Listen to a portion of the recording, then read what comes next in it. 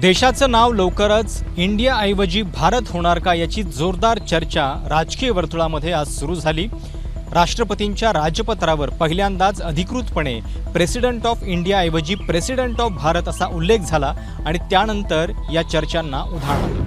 G20 बैठकीसाठी 9 सप्टेंबरला जे सरकारी भोजन होणार आहे त्याच्या आमंत्रण पत्रिकेवर राष्ट्रपती भवनाकडून हा उल्लेख झाला। त्यानंतर हा देशाच्या नामांतराचा घाट आहे का अशी पहिली शंका घेतली ती काँग्रेसनं। देशाच्या घटनेच्या पहिल्या कलमात ज्या वाक्यानं घटनेची सुरुवात होते त्यात इंडिया दॅट इज भारत असं वाक्य आहे, म्हणजे इंडिया आणि भारत अशी दोन्हीही नावं घटनेनंच मान्य केलेली आहेत, पण इंडियाऐवजी भारत असा उल्लेख व्हावा ही संघाची जुनी मागणी आहे। आता हा बदल लवकरच होतो का याची चर्चा या निमित्तानं सुरू झाली। देशाचं नाव बदललं जाणार आहे की केवळ भारत या नावाचा आग्रह धरला जाणार हे अजून स्पष्ट नाहीये। संसदेचं विशेष अधिवेशन 18 ते 22च्या दरम्यान होतंय। आधी या अधिवेशनामध्ये वन नेशन वन इलेक्शनची चर्चा होती, आता आजपासून या नामांतराची चर्चा सुद्धा जोडली गेली आहे। कॅमेरामॅन सुनीलसह प्रशांत कदम, एबीपी माझा, नवी दिल्ली। देशभरात सध्या इंडिया की भारत या मुद्द्यावर चर्चा सुरू असताना महानायक अमिताभ बच्चन आणि माजी कसोटीवीर वीरेंद्र सेहवाग यांनी भारत नावाच्या वापराला पसंती दर्शवली आहे। त्या पार्श्वभूमीवर त्या दोघांनी केलेल्या ट्विट विषयी सध्या जोरदार चर्चा सुरू आहे। नवी दिल्लीतल्या G20 परिषदेच्या निमित्तानं आयोजित डिनर कार्डावर राष्ट्रपतींचा प्रेसिडेंट ऑफ इंडियाऐवजी प्रेसिडेंट ऑफ भारत असा उल्लेख करण्यात आला। त्यानंतर देशात राजकीय रणकंदन सुरू झालं। सोशल मीडियावर #भारत ट्रेंड सुरू होत आहे। आसामचे मुख्यमंत्री हेमंत बिस्वा शर्मा यांनी रिपब्लिक ऑफ भारत या आशयाचं ट्विट केलं। भारताचा माजी कसोटीवीर वीरेंद्र सेहवागनं टीम इंडिया नाही तर #टीम भारत असं ट्विट केल्यानं सगळ्यांच्या भुवया उंचावल्या आहेत। आगामी विश्वचषकात आपण भारत लिहिलेली जर्सी वापरावी असं ट्विट करून वीरेंद्र सेहवागनं ते BCCIचे सचिव जय शहा यांना टॅग केलं। महानायक अमिताभ बच्चन यांनी भारत माता की जय एवढंच एका ओळीत सूचक ट्विट केलं आहे। देशाचं इंडिया नाव बदलून भारत करण्यात काहीच चुकीचं नाही। अनेक वर्षापासून भारत हाच मूळ शब्द आहे, तो स्वीकारला जात असेल तर त्यात चुकीचं काही नाही अशी प्रतिक्रिया संभाजीराजे छत्रपती यांनी दिली। कॅमेरा पर्सन अरविंद वारगेसह सुशांत सावंत, एबीपी माझा, मुंबई। यंदा पावसानं ऐन मोसमातच पाठ फिरवल्यानं पिण्याच्या पाण्याचा प्रश्न गंभीर होण्याची चिन्ह आहेत। राज्यात 5 सप्टेंबर पर्यंत 64.75% पाणी साठा शिल्लक होता। गेल्या वर्षी याच वेळी राज्यात 84.84% जलसाठा उपलब्ध होता। पुढील एका आठवड्यात राज्यात चांगल्या पावसाचा अंदाज भारतीय हवामान विभागाकडून वर्तवण्यात आलाय, त्यामुळे जलसाठ्यात वाढ होण्याची शक्यता आहे। पण आधीच असलेली तूट आणि वाढत्या तापमानामुळे राज्यातील धरणसाठे मागच्या वर्षीची सरासरी गाठणं कठीण असल्याचं दिसतंय। राज्यात 5 सप्टेंबर पर्यंत केवळ 4च धरणांमध्ये 100% पाणीसाठा जमा झालाय। मागच्या वर्षी याच तारखेला 16 धरणं तुडुंब भरली होती। चिंतेची बाब म्हणजे उजनी धरणात यंदा फक्त 17.54% पाणीसाठा जमा आहे। मागील वर्षी याच वेळी उजनी धरण 100% भरलं होतं। मराठवाड्यातील सर्वात मोठं धरण असलेल्या जायकवाडी धरणात 33% पाणीसाठा शिल्लक आहे। मागच्या वर्षी जायकवाडी धरणामध्ये 97% पाणीसाठा शिल्लक होता। विदर्भातील धरणांमधली परिस्थिती गंभीर नसली तरी पाणीसाठा मागच्या वर्षाच्या तुलनेत यंदा मात्र कमीच आहे। कॅमेरामॅन मनोज जयस्वालसह अभिषेक मुठाळ, एबीपी माझा, मुंबई। गेल्या अनेक दिवसांपासून दडी मारून शेतकऱ्यांची परीक्षा घेणारा पाऊस पुन्हा एकदा राज्यभर सक्रिय होण्याची शक्यता आहे। बंगालच्या उपसागरात बदललेल्या परिस्थितीमुळे मंगळवारपासून पुढील 10 दिवसात राज्यभर जोरदार पावसाची शक्यता आहे। त्यातही विदर्भातील काही भागांमध्ये तीव्र ते अतितीव्र पावसाचा इशारा हवामान विभागाकडून देण्यात आला आहे। मंगळवारी चंद्रपूर आणि गडचिरोलीला तर बुधवारी नागपूर, वर्धा, अमरावती, यवतमाळ आणि चंद्रपूरला ऑरेंज अलर्ट देण्यात आला आहे। आतापर्यंत हिमालयाच्या पायथ्याशी रेंगाळणारा मान्सून पुढच्या 2-3 दिवसात पूर्व मध्य बंगालच्या खाडीकडे सरकत आहे। दुसरीकडे बंगालच्या उपसागरात येत्या 24 तासात कमी दाबाचं क्षेत्र तयार होत असून ते वायव्येकडे भूभागावर सरकत आहे। या बदलामुळेच महाराष्ट्रात पुन्हा चांगल्या पावसाची शक्यता निर्माण झाली आहे। मध्य महाराष्ट्र आणि मराठवाड्यात मध्यम ते मुसळधार पावसाची शक्यता आहे, तर मुंबई, कोकण आणि विदर्भात जोरदार ते अतिजोरदार पावसाची शक्यता वर्तवण्यात आली आहे। सारंग पांडे, एबीपी माझा, चंद्रपूर। मराठा आरक्षणासाठी आंदोलन करणारे मनोज जरांगे आणि राज्य सरकारमधली चर्चेची दुसरी फेरी निष्फळ ठरली। मनोज जरांगेंनी त्यांच्या उपोषणाच्या 8व्या दिवशी राज्य सरकारला 4 दिवसांची आणखी मुदत दिली असून ते आंदोलनावर अजूनही ठाम आहेत. मराठा आरक्षणासाठी उपोषणाला बसलेले मनोज जरांगे मागे हटायला अजिबात तयार नाहीत. मराठा आरक्षणाच्या मुद्द्यावर तोडगा काढण्यासाठी राज्य सरकारचं शिष्टमंडळ अंतरवली सलाटीत त्यांच्या भेटीसाठी पोहोचलं. त्यावेळी सरकारला 1 महिन्याचा वेळ द्या, चर्चेतून मार्ग काढू असं आवाहनही मंत्री गिरीश महाजन यांनी राज्य सरकारच्या वतीनं जरांगेंना केलं. त्यावर उत्तर देताना 4 दिवस घ्या पण GR द्या अशी आग्रही मागणी मनोज जरांगेंनी केली. अध्यादेश निघाला नाही तर पाण्याचाही त्याग करणार असल्याचं अल्टिमेटम मनोज जरांगेंनी पुन्हा दिला. दरम्यान आपण मराठा बांधवांना शब्द दिला असून त्यांच्याशी दगाबाजी करता येणार नाही अशा स्पष्ट शब्दात जरांगेंनी राज्य सरकारला सुनावलं. मराठा आरक्षणाबाबत सरकार सकारात्मक असून समितीचं 70% काम झालं आहे. आम्हाला तांत्रिकदृष्ट्या हे काम पूर्ण करून घ्यायचं आहे अशी माहिती गिरीश महाजनांनी आंदोलकांना दिली. कॅमेरा पर्सन काकासाहेब कांबळेसह रवी मुंडे, ABP माझा, जालना. ओबीसी नेते प्रकाश शेंडगे आणि चंद्रकांत बावकर यांनी मुंबईत पत्रकार परिषद घेत मराठा आरक्षणासंदर्भातली भूमिका स्पष्ट केली आहे. मराठा आंदोलकांवर झालेल्या लाठीमाराचा आम्ही तीव्र शब्दात निषेध व्यक्त करतो. तसंच संपूर्ण मराठा समाजाला कुणबी म्हणून मान्यता देण्याला आमचा विरोध असल्याचंही प्रकाश शेंडगेंनी स्पष्ट केलं आहे. मराठा समाजाला राज्य सरकार ओबीसीमध्ये घुसू पाहत आहे. मराठ्यांना ओबीसीमध्ये घेणं म्हणजे त्यांना मागास म्हणणं आहे. सरसकट मराठा समाजाला ओबीसी समाजात घ्या असं वडेट्टीवारांचं म्हणणं चुकीचं आणि असंवैधानिक असल्याचा दावाही शेंडगेंनी केला आहे. तसंच राज्य सरकारनं मराठ्यांना कुणबी असल्याचं सरसकट प्रमाणपत्र वाटल्यास राज्य सरकार विरोधात संघर्ष अटळ असल्याचं सांगून आम्ही रस्त्यावर उतरू असा इशाराही शेंडगेंनी दिला आहे. मराठा समाज मागास नाही असा अहवाल खत्री बापट समिती आणि मागासवर्ग आयोगानं दिलाय. त्यामुळे मराठ्यांना कुणबी म्हणून आरक्षण देता येणार नाही असं कुणबी नेते चंद्रकांत बावकर यांनी म्हटलंय. या पत्रकार परिषदेत जातीनिहाय जनगणनेचीही मागणी करण्यात आली आहे. दरम्यान विधानसभेचे विरोधी पक्षनेते विजय वडेट्टीवार यांनी देखील मराठा आरक्षणाच्या मुद्द्यावरून स्पष्टीकरण दिलंय. माझ्या जीवात जीव असेपर्यंत मी ओबीसींच्या मूळ आरक्षणाला धक्का लागू देणार नाही, पण मराठा समाजाला आरक्षण देताना आमचंही नुकसान होऊ नये अशी देखील मागणी विजय वडेट्टीवार यांनी केली आहे. कॅमेरा पर्सन विपुल राजसह सिद्धेश ताकवले, ABP माझा, मुंबई. सकल मराठा समाजाच्या वतीनं आरक्षणाच्या मुद्द्यावरून कोल्हापूर शहरामध्ये पुकारलेल्या बंदला 100% प्रतिसाद मिळाला आहे. कोल्हापूर शहरातील व्यापाऱ्यांनी आपले दैनंदिन व्यवहार बंद ठेवून मराठा समाजाच्या मागणीला पाठिंबा दिला आहे. जालना जिल्ह्यात मराठा आंदोलकांवर झालेल्या लाठीमाराच्या घटनेचे राज्यभरातल्या मराठा समाजात पडसाद उमटले आहेत. त्याचाच एक भाग म्हणून मंगळवारी कोल्हापूर शहरात बंद पाळण्यात आला. कोल्हापुरातल्या सर्वपक्षीय कार्यकर्त्यांनी या बंदमध्ये सहभागी होऊन दसरा चौकात आंदोलन केलं. कोल्हापूर शहरातील या बंदला व्यापाऱ्यांकडूनही मोठा पाठिंबा मिळाला. व्यापाऱ्यांनी आपली दुकानं बंद ठेवून मराठा समाजाला आरक्षण मिळावं या मागणीसाठी आंदोलनात सहभाग घेतला. कोल्हापुरातल्या सर्व शाळा आणि कोल्हापूर महानगरपालिकेची वाहतूक सेवाही बंद ठेवण्यात आली होती. त्यामुळे कोल्हापूर शहरातील अनेक रस्त्यांवर शुकशुकाट पाहायला मिळाला. मराठा समाजाची आरक्षणाची मागणी तातडीनं पूर्ण करावी, अन्यथा यापेक्षा तीव्र आंदोलन राज्यभर केलं जाईल. तसंच जालन्यातल्या घटनेची जबाबदारी स्वीकारून उपमुख्यमंत्री देवेंद्र फडणवीस यांनी राजीनामा द्यावा अशी मागणी कोल्हापुरातल्या सकल मराठा समाजानं केली आहे. कॅमेरामन निलेश शेवाळेसह विजय केसरकर, ABP माझा, कोल्हापूर. 2023 विश्वचषकासाठी भारतीय संघाची घोषणा आज निवड समितीचे अध्यक्ष अजित आगरकर यांनी केलेली आहे. आणि ह्याच्यामध्ये कर्णधार रोहित शर्मासह शार्दूल ठाकूर, श्रेयस अय्यर आणि सूर्यकुमार यादव या 4 मुंबईकरांचा ह्याच्यात समावेश आहे.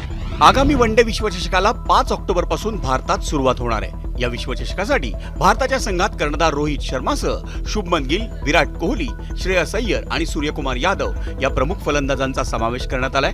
यष्टीरक्षक फलंदाज म्हणून KL राहुल आणि ईशान किशनचा दुहेरी पर्याय भारतीय संघात आहे. हार्दिक पंड्या, रवींद्र जाडेजा, अक्षर पटेल आणि शार्दूल ठाकूर या 4 अष्टपैलूंची भारतीय संघात निवड करण्यात आली आहे. जसप्रीत बुमराह, मोहम्मद शमी आणि मोहम्मद सिराज या तिघांच्या खांद्यावर वेगवान गोलंदाजीची जबाबदारी राहील.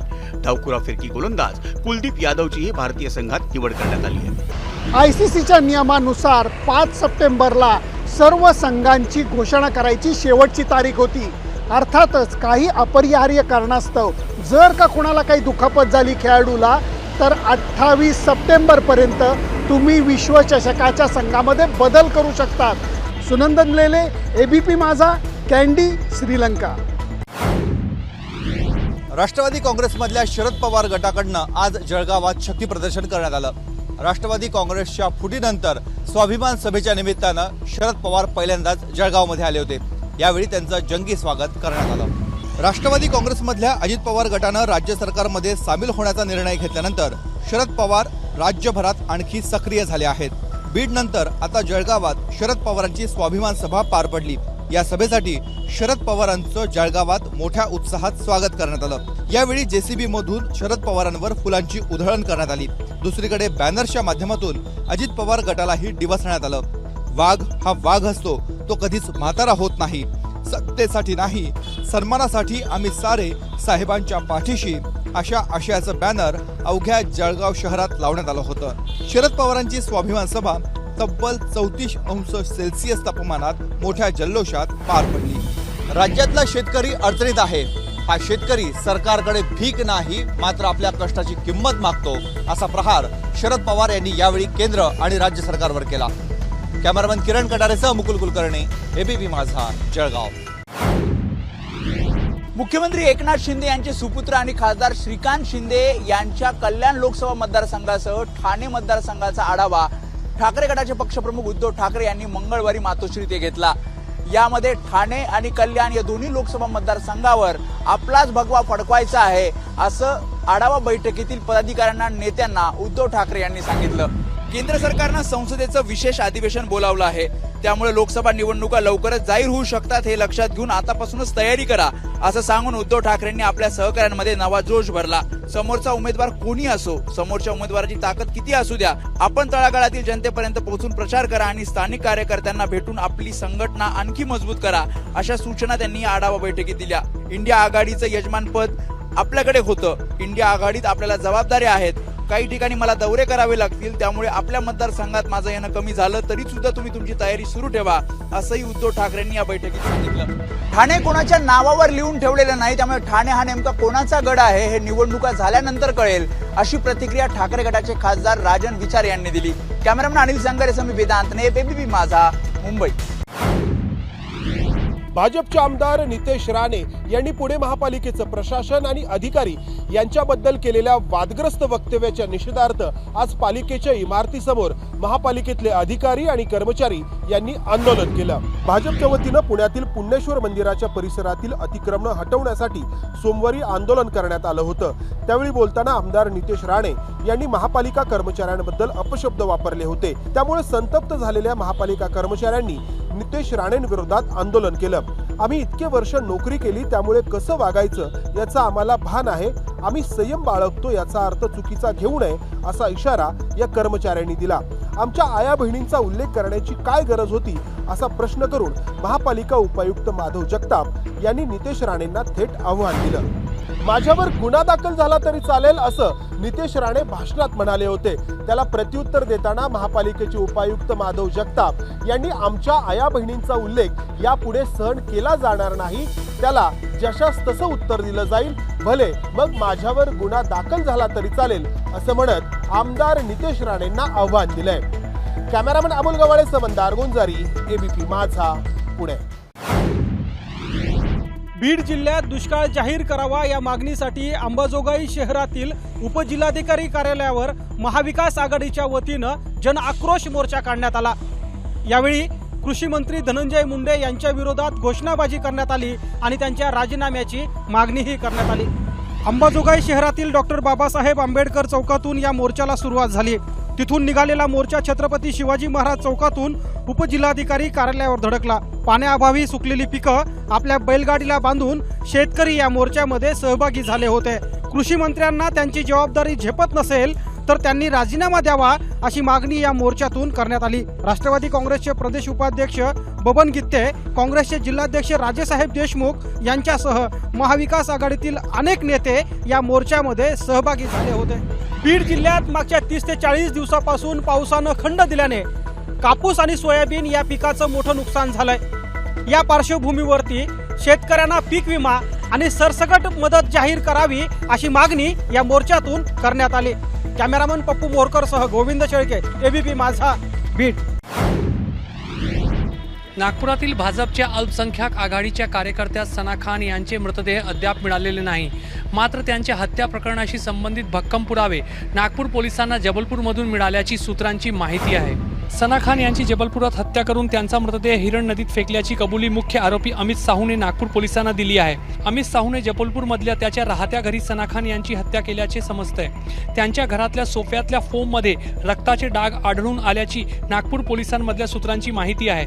अमित साहूने सना खान यांचा मृतदेह एका कार्पेट खाली लपवून ठेवला होता, पण एका साक्षीदाराने त्या कार्पेट खालून बाहेर आलेले पाय आपण पाहिल्याची माहिती पोलिसांना दिली आहे।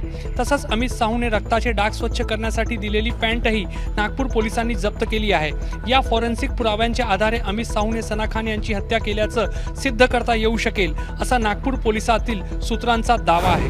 अमित साहूच्या हॉटेलमधील कर्मचारी जितेंद्र गौड याने यापूर्वीच मालकाच्या कारच्या डिक्कीमध्ये आपण रक्ताचे डाग पाहिल्याची कबुली पोलीस तपासात दिली आहे। कॅमेरा पर्सन अतुल हिरडेसह रजत वशिष्ठ, ABP माझा, नागपूर। नागपूरमध्ये डेंग्यूचा धोका दिवसेंदिवस वाढत असून मागच्या 4 दिवसामध्ये 180 नवीन रुग्णांची भर पडल्याने नागपूरकरांची चिंता वाढली आहे। यंदाच्या पावसाळ्यामध्ये डासांचा प्रादुर्भाव आणखी वाढण्याची शक्यता वर्तवण्यात आली, त्यामुळे नागपूरकरांना अधिक काळजी घेण्याचे आवाहन प्रशासनाकडून करण्यात आले आहे। नागपूर शहरात ऑगस्ट महिन्यात डेंग्यूच्या संशयित रुग्णांची संख्या 2842 होती, तर डेंग्यू पॉझिटिव्ह रुग्णांची संख्या 242 होती, परंतु 4 सप्टेंबरपर्यंत या आकडेवारीत 240 रुग्णांची भर पडली आहे। त्यामुळे आरोग्य विभाग सतर्क झाले असून रुग्ण आढळून आलेल्या घराची तपासणी करण्यात येत आहे। तिथे कीटकनाशक फवारणी करून जमा झालेले पाणी देखील फेकून दिले जात आहे। नागपूर महानगरपालिकेच्या पथकाने सोमवारी 4889 घरांची तपासणी केली, त्यामध्ये 110 घरी डेंग्यूच्या अळ्या आढळून आल्या। यापैकी 48 घरी वारंवार डेंग्यूच्या अळ्या आढळून आल्याने नोटीस बजावण्यात आली। कॅमेरामॅन व्यंकटेश नायडूसह तुषार कोहळे, ABP माझा, नागपूर। कोकणामध्ये प्रवास करणाऱ्या चाकरमान्यांसाठी एक आनंदाची बातमी आहे, कारण मुंबई गोवा महामार्गावरनं प्रवास करताना तुम्हाला मुंबई गोवा महामार्गावरच्या कशेडी घाटातून प्रवास करायला लागतो आणि 45 मिनिटाचा हा घाट पूर्ण करण्यासाठी अवधी लागतो। हाच घाट आता अवघ्या 9 मिनिटांमध्ये पार करणार आहे, कारण याला पर्यायी मार्ग म्हणून हा आपला बघतोय, हा पर्यायी मार्ग म्हणून बोगदा काढला होता। या बोगद्याची एक लेंथ आहे ती गणेश उत्सवाच्या आधी सुरू करण्यात येणार आहे। मी ड्रोनच्या माध्यमातून दाखवतोय। एकूण कशेडी घाटाला, नागमोडी वळणाच्या घाटाला या पर्यायी 2 जे बोगदे पाडले होते, त्या 2 बोगद्यांपैकी एक जो बोगदा आहे याचं काम आहे। या बोगद्यातली एक लेंथ आहे काँक्रिटीकरणाची, ती पूर्ण झालेली आहे। या घाट माथ्यावरचे जे मार्ग आहेत हे नागमोडी वळणाचे आहेत आणि याच नागमोडी वळणातनं प्रवास करताना अशा प्रकारचा मुंबई गोवा महामार्ग चौपदरीकरणाचा काम आहे। या कामाच्या जर आपण बघितलं तर ही काम सुरू असताना काही ठिकाणी अर्धवट स्थितीत काम आहे। याचा सुद्धा विचार करून आपल्या गाडीवरचा ताबा आहे तो आपल्या हातात कंट्रोल ठेवून कोकणामध्ये यायचं आहे। रवींद्र कोकाटे, ABP माझा, कशेडी, रत्नागिरी। मुंबईत येणाऱ्या पर्यटकांच्या आकर्षणाचा केंद्रबिंदू असलेली open deck double decker bus आता कायमची बंद होणार आहे। या ओपन डेक डबल डेकर बसमधनं होणारा मुंबई दर्शनाचा उपक्रम येत्या ऑक्टोबरपासून बंद करण्याचा निर्णय बेस्ट प्रशासनानं घेतलाय। सध्या बेस्टच्या सेवेत असलेल्या 3ही ओपन डेक बसचं आयुर्मान संपलं आहे, त्यामुळं या जुन्या बस बेस्टच्या सेवेतनं हद्दपार होणार आहेत। त्यात नव्या 50 ओपन डेक बसेसच्या खरेदीसाठी काढण्यात आलेली निविदा रद्द करण्यात आली, कारण बेस्टचा मुंबई दर्शन हा उपक्रम 5 ऑक्टोबरपासून बंद होणार आहे। मुंबईतील पर्यटनाला चालना मिळावी आणि पर्यटकांना मुंबईतील पर्यटन स्थळं बसमधून झटपट पाहता यावीत, यासाठी 26 जानेवारी 1997 पासून MTDCच्या मदतीनं ओपन डेक बस सेवा सुरू करण्यात आली होती। दर महिन्याला जवळपास 20,000 पर्यटक या बस सेवेचा लाभ घेत असल्याची आकडेवारी उपलब्ध आहे। पण आता सप्टेंबर आणि ऑक्टोबर महिन्यात या 3ही open deck double decker buses टप्प्याटप्प्यानं बंद करण्याचा निर्णय बेस्ट प्रशासनानं घेतला आहे। कॅमेरामन अजित कदमसह मैं राणे, ABP माझा, मुंबई। तब्बल 2 महिन्यांच्या ब्रेकनंतर सामाजिक जीवनात पुन्हा सक्रिय झालेल्या भाजप नेत्या पंकजा मुंडे यांनी शिवशक्ती या आपल्या परिक्रमेच्या दुसऱ्या दिवशी नाशिकच्या त्र्यंबकेश्वराचं दर्शन घेतलं। सोमवारपासून त्या देवदर्शनाच्या निमित्तानं आपल्या कार्यकर्त्यांच्याही भेटी घेत आहेत। पंकजा मुंडेंनी शिवशक्ती परिक्रमेच्या दुसऱ्या दिवशी 12 ज्योतिर्लिंगांपैकी आद्य ज्योतिर्लिंग असलेल्या त्र्यंबकेश्वर महादेव मंदिरात अभिषेक करून पूजाही केली। त्याआधी ठिकठिकाणी त्यांचं कार्यकर्त्यांकडून ढोल ताशाच्या गजरात आणि JCB वरून पुष्पवृष्टी करून स्वागत करण्यात आलं। सातपूर परिसरात तर महाराष्ट्र का मुख्यमंत्री कैसा हो, पंकजा मुंडे जैसा हो अशी करण्यात आलेली घोषणाबाजी चर्चेचा विषय ठरली. दरम्यान माझा हा ब्रेक पूर्ण ब्रेक नव्हता, त्यामागे काही कारणं होती असं स्पष्टीकरण पंकजा मुंडेंनी दिलं. मी काँग्रेसमध्ये जाणार की नाही या चर्चेवर आधीच उत्तर दिलं आहे असंही त्यांनी एबीपी माझाशी बोलताना म्हटलं. देवानं आजवर दिलंय त्यासाठी आभार मानायला आणि पुढे जे काही करायचं आहे त्यासाठी शक्ती मागायला आपण देवदर्शन करत असल्याचं त्यांनी बोलून दाखवलं. पंकजा मुंडे नाशिकहून पुणे जिल्ह्याकडे रवाना झाल्या असून 12 ज्योतिर्लिंगांपैकी एक असलेल्या भीमाशंकराचंही त्या दर्शन घेणार आहेत. कॅमेरामॅन मयूर बारगजेसह प्रांजल कुलकर्णी, एबीपी माझा, नाशिक. इको सेन्सिटिव्ह झोनच्या नावाखाली मुंबईतल्या आरे तलावात गणपती विसर्जन करण्यासाठी आरे प्रशासनाकडून यावर्षी बंदी घालण्यात आली आहे. त्यामुळे मुंबईच्या गोरेगाव पूर्व येथील आरे कॉलनीतील घरगुती आणि सार्वजनिक मिळून 6,000 गणपतींच्या विसर्जनाचा प्रश्न निर्माण झाला आहे. आरे प्रशासनाच्या या निर्णयाला विरोध करण्याची भूमिका ठाकरे गटाचे आमदार रवींद्र वायकर यांनी घेतली आहे. आरे प्रशासन आणि मुंबई महापालिकेनं आरे तलावात गणपती विसर्जनासाठी विरोध केला तर त्यांना आरेतील जनतेच्या प्रक्षोभाला सामोरं जावं लागेल असा इशारा वायकरांनी दिला आहे. आरे तलावात गणपती विसर्जन बंदीच्या निर्णयाविरोधात ठाकरे गटाच्या वतीनं जनआक्रोश आंदोलन पुकारण्यात आलं होतं. गोरेगाव पूर्व येथील आरे चेकनाका परिसरात हे आंदोलन करण्यात आलं. आरे प्रशासनाविरोधातल्या या आंदोलनात ठाकरे गटाचे शिवसैनिक आणि स्थानिक नागरिकांकडून चांगला प्रतिसाद मिळाला. या आंदोलनात शिंदे फडणवीस सरकार आणि आरे प्रशासनाविरोधात जोरदार घोषणाबाजी करण्यात आली. कॅमेरा पर्सन प्रशांत मानेसह प्रशांत बडे, एबीपी माझा, मुंबई. सांगलीचे शिवप्रतिष्ठान युवा हिंदुस्थानच्या वतीनं कावड यात्रेचं आयोजन करण्यात आलं होतं. सुभेदार तानाजी मालुसरे यांचे 12वे वंशज नितीन मालुसरे यांची उपस्थिती हे या कावड यात्रेचं वैशिष्ट्य ठरलं. या यात्रेदरम्यान शेकडो शिवभक्तांनी कृष्णा नदीतून आणलेल्या पाण्यानं खांद्यावरची कावड भरून हरिपूरच्या संगमेश्वर मंदिरात शंकर महादेवाच्या पिंडीवर अभिषेक केला. त्यानंतरच कावड यात्रेची सांगता झाली. शेकडो शिवभक्तांच्या उपस्थितीत नितीन मालुसरेंनी खांद्यावर कावड घेऊन या कावड यात्रेला सुरुवात केली. यावेळी महिला भाविकही मोठ्या संख्येनं या कावड यात्रेत सहभागी झाल्या होत्या. शिवप्रतिष्ठान युवा हिंदुस्थानचे संस्थापक नितीन चौगुले यांनी या उपक्रमाचं आयोजन केलं होतं. नितीन मालुसरेंनी देखील या उपक्रमाचं कौतुक केलं. कॅमेरा पर्सन सुजित सोबत कुलदीप माने, एबीपी माझा, सांगली.